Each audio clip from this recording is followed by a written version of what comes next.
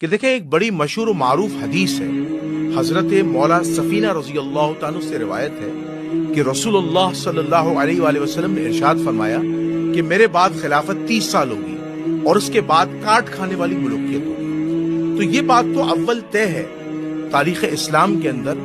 کہ رسول اللہ صلی اللہ علیہ وآلہ وسلم کے وصال کے بعد جو خلافت قائم ہوئی تھی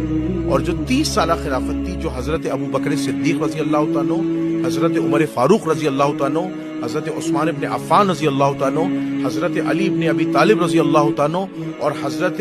حسن ابن علی رضی اللہ تعالیٰ علیہ السلام پر جا کر تمام ہوئی۔ اللہ تعالیٰ وہ تمام دلوں سے کجی اور کدورت جو ہے وہ نکال دے گا، اور جنت میں یہ لوگ جو مومنین ہیں وہ آپس میں ایک دوسرے کے سامنے بیٹھے ہوں گے اور جنت کو انجوائے کر رہے ہوں گے اور بڑے خوش ہوں گے۔ تو اس پر حضرت علی نے فرمایا تھا یہ آیت میرے طلحہ، زبیر اور عثمان کے بارے میں، یعنی حضرت علی نے فرما دیا کہ ہم دنیا میں جو غل ہمارے درمیان آ گیا ہے، لیکن جنت میں اللہ وہ غل نکال دے گا، وہ میل نکال دے گا، اور ہم آپس میں ایک دوسرے کے ساتھ لطف اندوز ہو رہے ہوں گے اور جنت میں آپس میں ایک دوسرے کے ساتھ بیٹھے ہوں گے، انجوائے کر رہے ہوں گے، مزے کر رہے ہوں گے جنت میں۔ حضرت عثمان رضی اللہ تعالیٰ عنہ اپنی شہادت سے پہلے ایک تاریخی جملہ کہتے ہیں، اے لوگوں، اے باغیوں، واپس چلے، اگر میں آج عثمان قتل ہو گیا تو یاد رکھ لو آج کے بعد